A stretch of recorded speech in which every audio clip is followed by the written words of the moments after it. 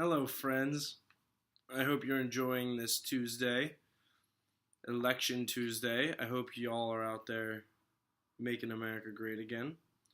It's also Penn State's about to be top 10 football team in the country Tuesday, so I think that's more important. But I'm making this video because we only have a short period of time left in this fantasy football season.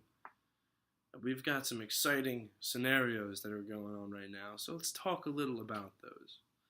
So, as I'm going to put up on the screen, as you can see here, this is the picture for the race for the Dungey through 9 weeks.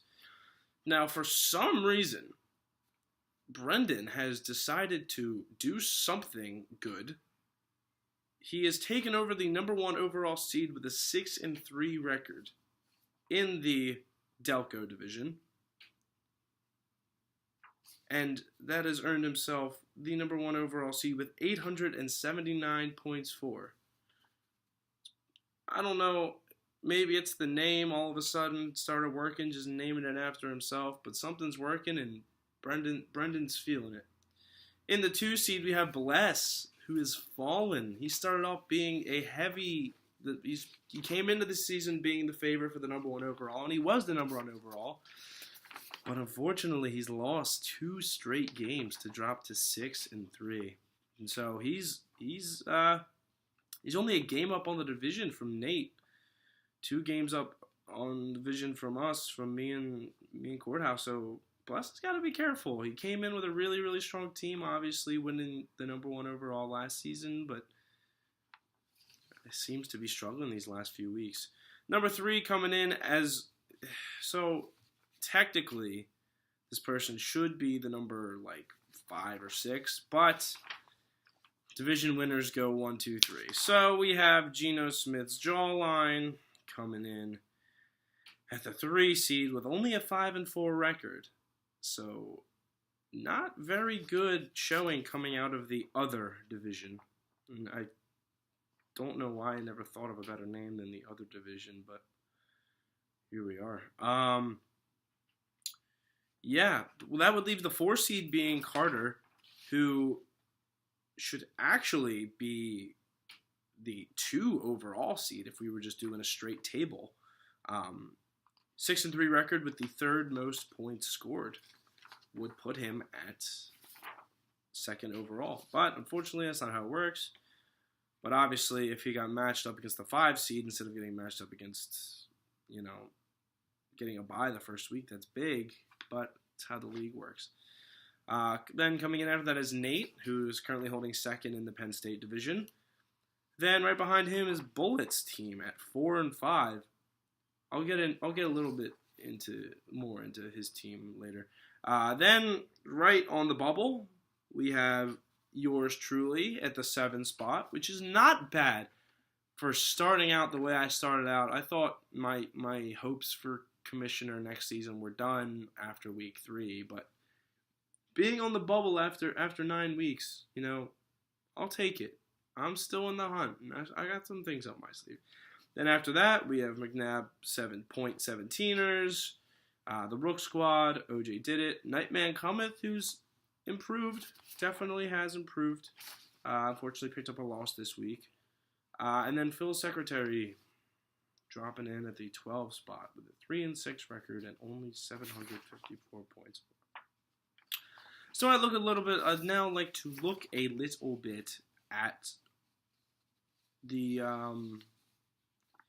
just really these teams are different on paper than they are performing. So Brendan has the number 1 overall team with a 6-3 record and the 2nd amount of points scored.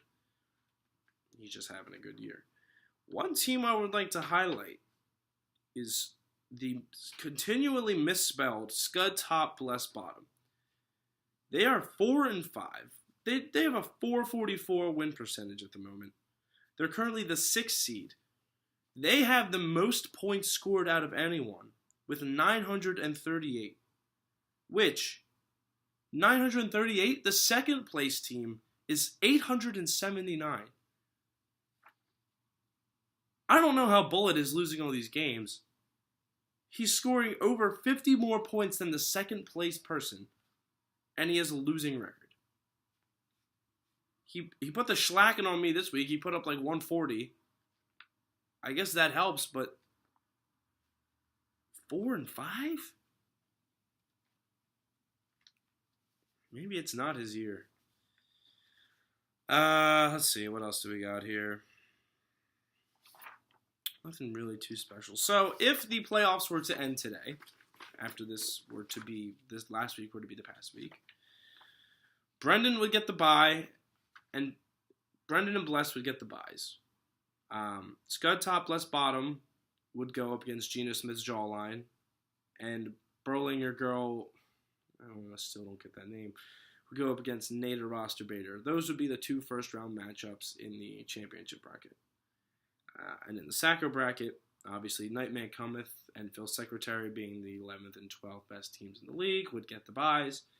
I would take on Bob, and the Rook Squad would take on McNabb 17ers. So it's kind of something to think about where as we near divisional play. And I know if you look at the schedules, it's messed up. I'm going to go in and manually edit them so we do play everyone in your division twice.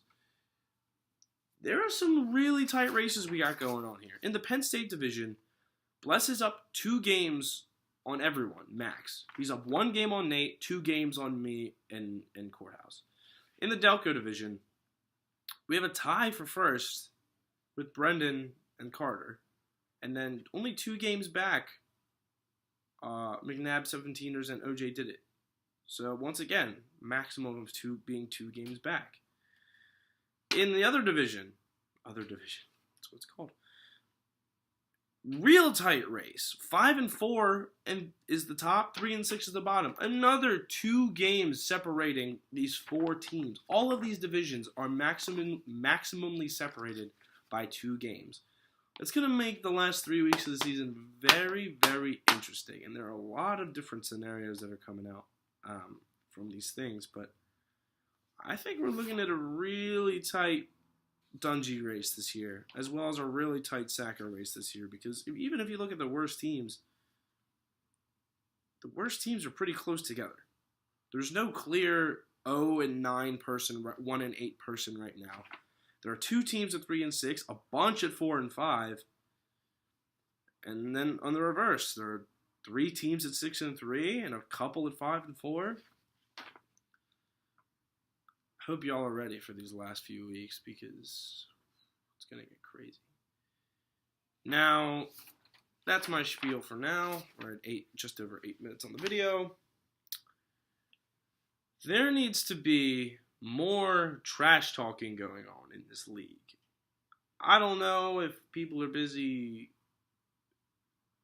with school or I don't know, banging Bullet's sister or something, but like people need to start trash talking again. There hasn't even been conversation going on in the group chat, and it's not like people aren't caring. Every morning I'm seeing transactions from everyone, and that's great. So why can't we just yell at each other like the good old days?